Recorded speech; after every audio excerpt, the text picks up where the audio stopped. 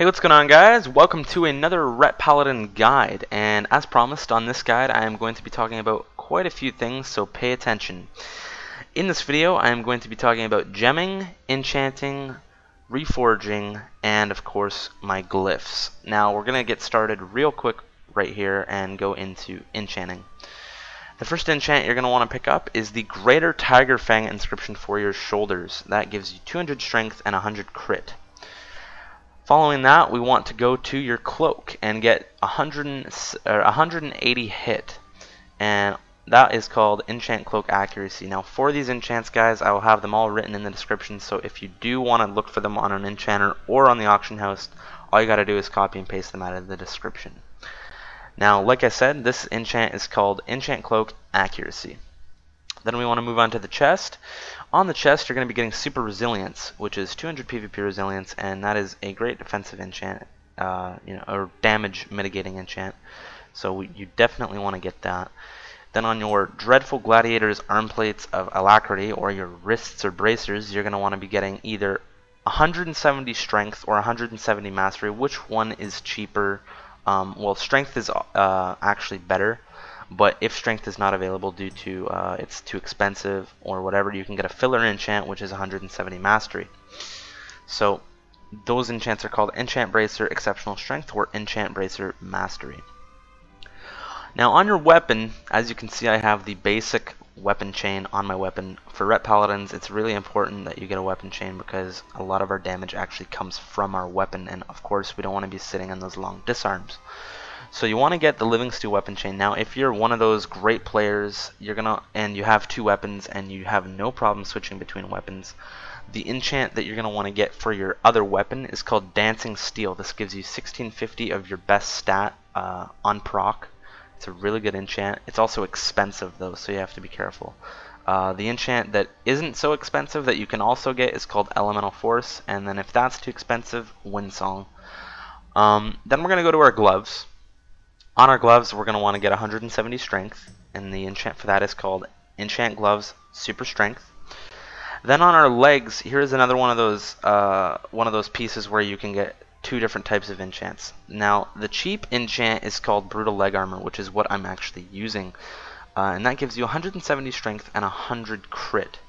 Now the better enchant is called Angerhide Leg Armor. Now it's extremely pricey, and I have it somewhere in my bags, or it's in my mail somewhere, and it gives you 200 something of your God, I can't remember, 200 and something strength and 100 something crit. So it's a really good upgrade. Then on your boots, you're going to want to get your 140 mastery and minor speed increase, and that enchant is called Enchant Boots Pandaren Step. Now if you are an enchanter, for your rings, as you can see I'm not an enchanter, but for your rings you're just going to go into greater strength. Now gemming, I'm a blacksmith, so I have an extra socket for my bracers and on my gloves, but we're going to start from the helmet and go down. You're going to want to make sure that you are getting your socket bonuses for every single item. And for all of these gems, you're going to want to make sure you're getting some PvP power. So as you can see here, I have a purple gem for my blue socket. Actually, it might be a red socket, I can't remember, but 80 strength, 160 PvP power. I'll have the names of the gems in the description below. For your shoulders, you're going to want to get 160 PvP power and 160 PvP resilience. For your chest, 80 strength, 160 PvP power, and then again that green gem. So like I said, you just want to get PvP power and whatever your main stat is, which is strength. As you can see on my gloves, I have 2 PvP power gems, and on my belt it is the same. Pants the same. Boots the same. So you definitely want to get as much PvP power and strength as humanly possible. If you can fill all of your sockets and still get the socket bonuses with just PvP power gems, do it, but I'm pretty sure you can't. Now we're going to be talking about glyphs. Alright, glyphs. Now as you can see, I am using Glyph of Templar's Verdict, Glyph of Word of Glory, and Glyph of Divine Protection. Obviously, Glyph of Templar's Verdict is pretty much what every single Ret Paladin is using because you take 10% less damage after using Templar's Verdict for 6 seconds. Glyph of Word of Glory, this will increase your damage by 3% per holy power spent after you cast Word of Glory. Now this will work even if you cast Word of Glory on yourself or a teammate. It's a really good glyph to have. I know a lot of Ret Paladins that are using it.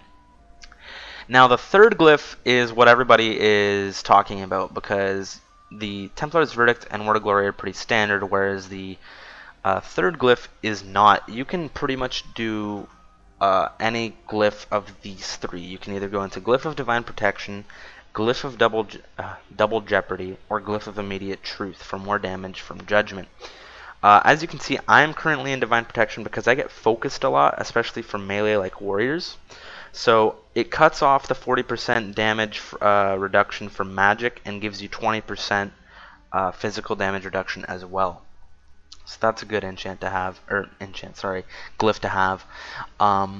For the other enchants, Double Jeopardy, this will increase your damage by judgment on the next target you use it on, and it has to be a second target by 20%. So it's very simple to use this. If you are going for a kill and you need to use judgment to get a kill, you judgment the target you're not killing, and then you judgment the target you are killing afterwards to get that extra 20%. Then we go to Glyph of Immediate Truth, which is the other option I would take if I didn't need to be in Divine Protection. This is more burst, I guess, because it increases the instant damage done by Seal of Truth by 30%, but it does decrease the dot damage by 50%, which is half, if you guys don't know. And then that's about it for glyphs, guys. And the other thing I wanted to talk about is reforging. Now, for reforging, you want to be reforging every available stat into haste after hit cap. You want to make sure you get hit capped, and then after that, reforge everything into haste. And then if you already have some items with haste, like your wrists, don't even worry about reforging them because you don't need to. And then your other primary stats are crit and mastery as usual. But this season, reforge everything to haste after hit cap, and you'll be good to go. Anyway, guys, that wraps it up for this guide. If you enjoyed, be sure to like and share the video with your friends. And of course, leave a comment, tell me what you guys thought of the guide, and tell me what you guys want to see next. And as always, guys, this has been Stryphium. Thanks for watching. See you next time.